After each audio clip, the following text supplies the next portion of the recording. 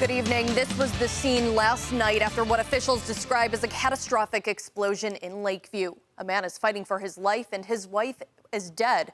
The home has now been reduced to rubble. Our Dylan Morello is at the scene with what we know so far. Dylan. Yeah, that's right, Marley. I just got off the phone with Captain John Baker, the Hamburg Police Department, just a little bit ago, and he says that John Pease, the man who was pulled from that rubble last night, is still in the hospital in critical condition. He says that there has been no update as of yet past that, which at this time is a good thing, just amount of burns that he says that Mr. Pease has. As you can see behind me, the area where that house once stood still cornered off as this investigation is still very much ongoing. The investigators are leaving no stone unturned. So we just know that the house exploded, and they're attempting to determine what the source and the cause and origin of that explosion was. The window in our family room just shook, and it reminded me of the explosion on South Division years ago. On Tuesday, police confirmed that 78-year-old Joanne Pease passed away in the explosion. Her husband, 78-year-old John Pease, was pulled from the rubble by a police officer in the area. An ACT Hamburg Town supervisor, Catherine Rebzinski, called courageous. I was just thankful to everybody that came out that needed to be there and did a great job. Officials say that officer suffered smoke inhalation, was treated and released from the hospital.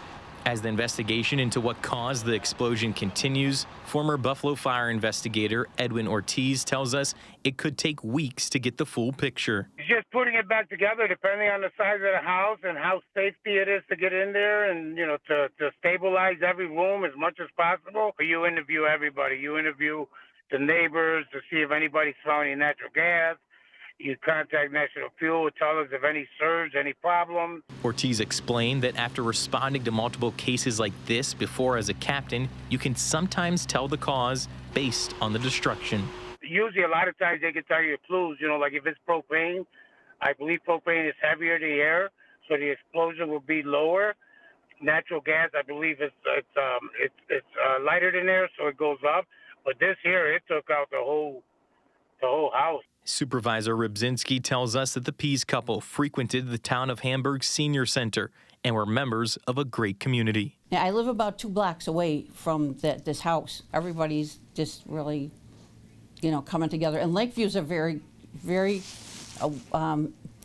strong-knit community, and everybody's there to help each other. One neighbor we spoke with off camera tells us that Joanne was her Girl Scout leader growing up in Lakeview and was one of the sweetest people she's ever met. Our deepest sympathy to the family, and hope you know, that the husband recovers.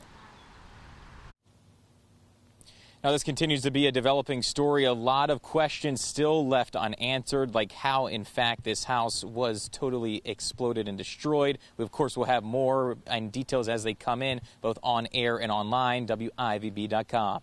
Live in Lakeview, Dylan Morello, News 4.